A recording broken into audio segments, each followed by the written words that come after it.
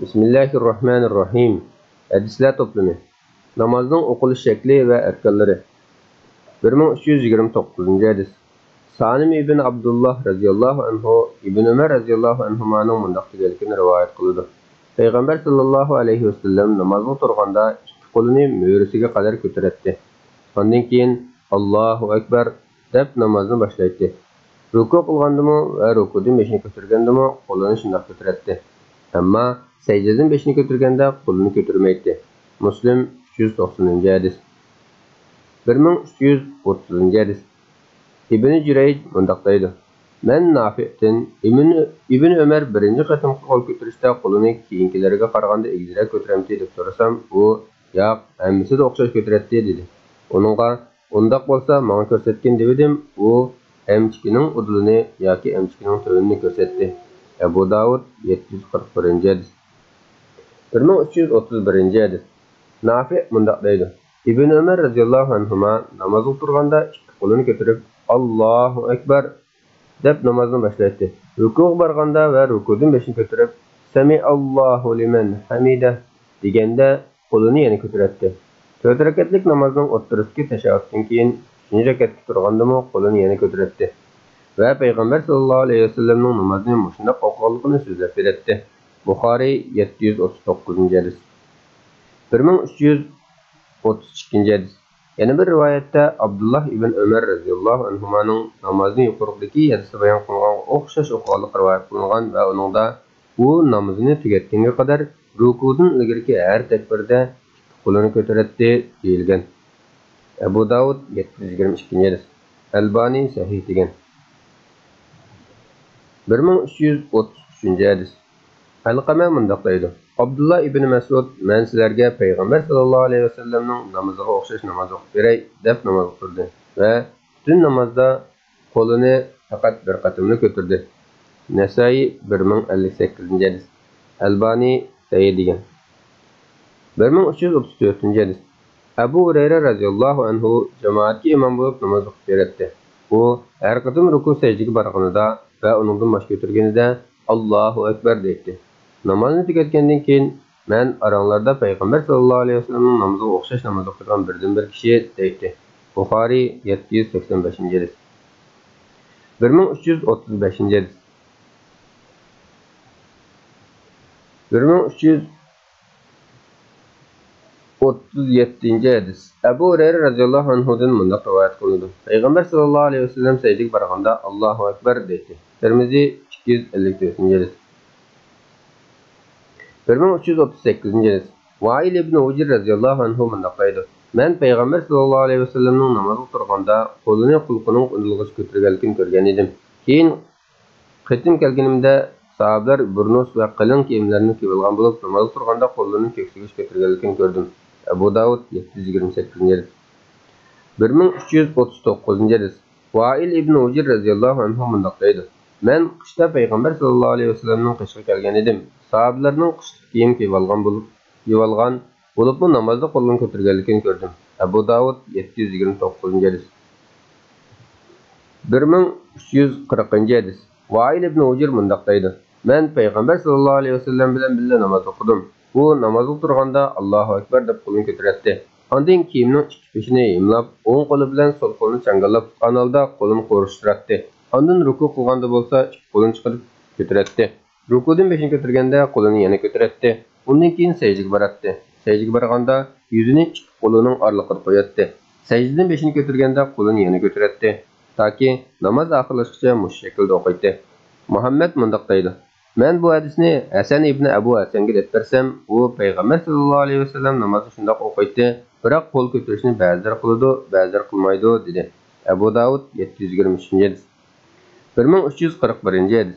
Abdul Jabbar ibn Vail radhiyallohu anhu hadisidan mundaq rivoyat qiladi degan hadisni Albani zaif degan. 1342-hadis.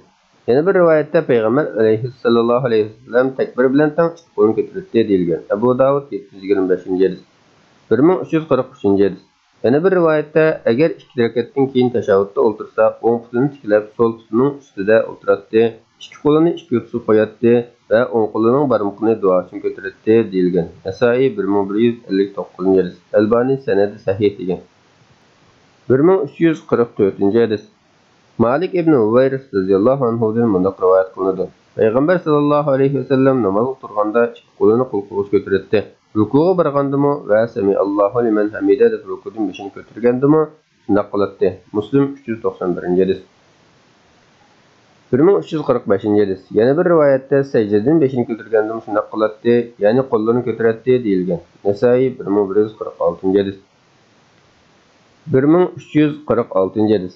Nazir ibn Kasir Abu Sahl radhiyallohu anhudan bunday rivoyat qilinadi. Abdullah ibn Tavus Minadagi Hayf masjidida yenimiz turib namoz o'qigan edi. U birinchi sajdadan beshini ko'targanda ikki qo'lini yuziga ko'tardi. Men uning bu ishiga hayron qolib, Vahib ibn Xolidga bu hech kim qilmagan ishni qildi ekan, boshqa birisining bunday qilganini ko'rmagandim dedim. Vahib uningga sen hech kim qilmagan ishni qildi ekansan degan edi. U men dadamning shunday qilganini ko'rgan, dadammi Ibn Abbosning shunday qilganini ko'rgan ekan. Abdullah ibn Abbos radhiyallohu anhu Payg'ambar sallallohu alayhi vasallamning shunday qilganini ko'rganligini aytib ekan dedi. Nasoiy 1146-hadis. Albani sahih degan. 1347-hadis. Maymun Makki radhiyallohu anhu bunday deydi. Abdullah ibn Zubayr bizga imom bo'lib namoz o'qidi. Uning namoz turganda, rukuga, sajdaga borganda va sajdadan qiyomga turganda qo'lini ko'targanligini ko'rdim. Men Ibn Abbosning qishig'i berib, hech kimning Ibn Zubayrning bizga o'qib bergandek namoz o'qishini ko'rmaganligini aytdim va uning qo'l harakatini isbotlab berdim. Ibn Abbos agar payg'ambar sallallohu alayhi vasallamning namozini ko'rmoqchi bo'lsang, Abdullah ibn Zubayr taqilg'in dedi. Abu Davud 739-hadis. Albani sahih degan. 1348-hadis. Abdurrahman ibn Asam bunday deydi. Anas ibn Malik radhiyallohu anhudan namozning takbiri haqida savol so'ralgan edi. U rukuga borganda, sajda qilganda, boshni sajdadan ko'targanda, tashahhuddan qopganda takbir o'qiladi dedi. O'tayim, sen buni kimda o'rganding deb so'radi. Anas, men payg'ambar sallallohu alayhi vasallam, Abu Bakr va Umarlarda o'rgandim dedi. O'tayim biroz qilgandan keyin Osmondan-chi deb so'radi. Anas, Osmondan o'rgandim dedi. Nasoiy 1179-hadis. Albani sahih degan. Sanadi sahih degan. 1349-hadis.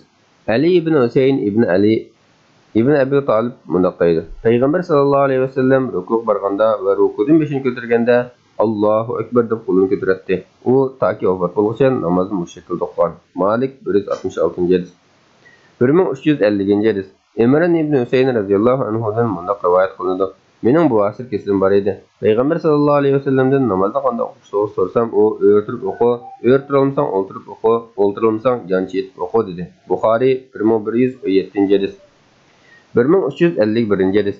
Yana bir rivoyatda payg'ambar sallallohu alayhi vasallam uningga bergan javobda o'rtirib o'qisang bek yaxshi. Kimki o'ltirib o'qsa, uning o'rtirib o'qganining 20 ajr bo'ladi. Kimki etib o'qsa, uningga o'ltirib o'qganining 20 ajr bo'ladi dedi. Deyilgan. Buxoriy 1115-hadis. 1352-hadis. Abdullah ibn Shaqiq bunday deydi. Men Oysha radhiyallohu anhadan payg'ambar sallallohu alayhi vasallam o'tirib namoz o'qimdi deb so'rasam, "Ha, charchab ketganda o'tirib o'qiydi" dedi. Muslim 732-hadis. 1353-hadis. Yana bir rivoyatda Oysha radhiyallohu anha payg'ambar sallallohu alayhi vasallam yashinib, ya'ni eg'ilishib qolganda ko'pincha namozni o'tirib o'qiydi dedi. Muslim 732-hadis. 1354-hadis. Alqama ibn Waqqas bunday deydi. Men Oysha radhiyallohu anhadan payg'ambar sallallohu alayhi vasallam o'tirib 2 rakat namozni o'qiganda o'qiydi deb so'rasam, Oysha radhiyallohu anha har 2 rakatda qiroat qilib bo'lib, ruku qilmoqchi bo'lganda o'rnidan turadi dedi. Muslim 731-hadis. 1355-hadis. Oysha radhiyallohu anhadan bunday rivoyat qilinadi. Payg'ambar sallallohu alayhi vasallam o'tirib namoz o'qiydi. O'qiydigan oyati 30-40 ga yaqin qolganda o'rtirib o'qiydi. Undan keyin ruku va sajda qiladi. Ikkinchi rakatda shunday qiladi. Namoz tutgandan keyin men qaraydi. Agar men uyg'oq bo'lsam, men bilan paranglashadi. Uxlab qolgan bo'lsam, yana yotadi. Buxoriy 1119-hadis. 1356-hadis. Yana bir rivoyatda ba'zi kechalari o'rtirib, ba'zi kechalari o'ltirib uzun namoz o'qiydi.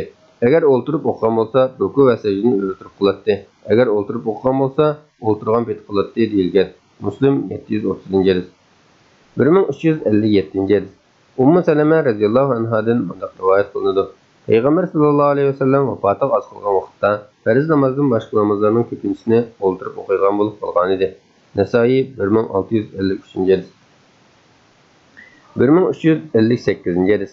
Hafsa radhiyallohu anha mundaq deydi: Peygamber sallallahu aleyhi ve sellem vafot bo'lishdan bir yil burun nafl namozini o'ltirib o'qish boshlagan. Men uningdan ilgari Peygamber sallallahu aleyhi ve sellemning nafl namozini o'ltirib o'qiganligini hech ko'rib boqmagan edim. Peygamber sallallahu aleyhi ve sellem namazda oyatlarni tartib bilan oldirmay o'qiydi. Shuning bilan o'qigan surasi aslida uningdimi uzun suradan uzun bilinib ketadi.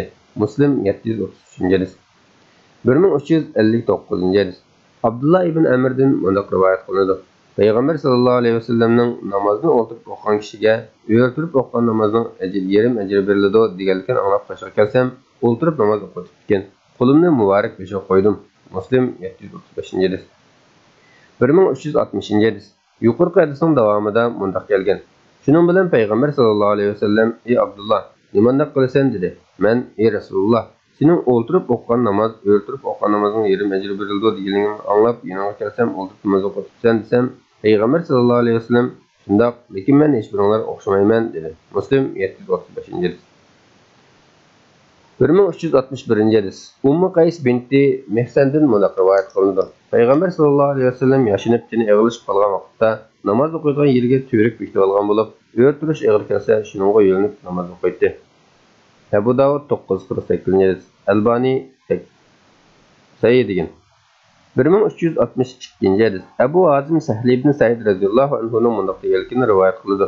Musulmonlar namozda turganda o'ng qo'lini so'l belkining ustiga qo'yish buyuriladi. Abu Azim mundaq deydi: "Mening bilishimcha Sahl ibn Said bu so'zidan Peygamber sallallahu aleyhi ve sellem Müslümanların muşuna qilish buyurgan demekçi. Buxari 740-hadis. 1363-hadis. İbn Mas'ud radhiyallohu anhudan mundaq rivoyat qilinadi. Peygamber sallallahu aleyhi ve sellem mening sol qo'limni o'ng qo'limning ustiga qo'yib namoz o'qiyotganligimni ko'rib, o'ng qo'limni sol qo'limning ustiga ilib qo'ydi. Nasoiy 888-hadis.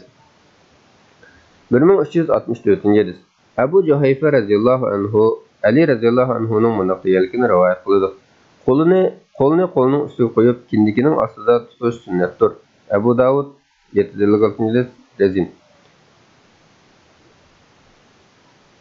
Albani zaif degan.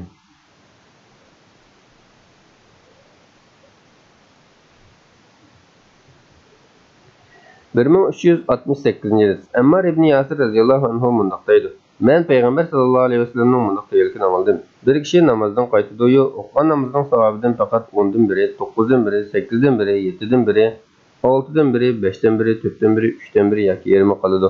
Abu Davud 796-hadis. Albani Hasan degan. 1369-hadis. Abu Darda radhiyallohu anhudan mundaq rivoyat qilinadi. Peygamber sallallahu aleyhi ve sellem bu ümmetin tuncu bulup götürüp ketgan narsa xushu bo'lib, shundaq bir zamonlar keldiki, xushu bilan namoz o'qigan kishini ko'rgili bo'lmaydi. Naysami bu hadisni Tabrani rivoyat qilgan bo'lib, sanadi hasandir degan.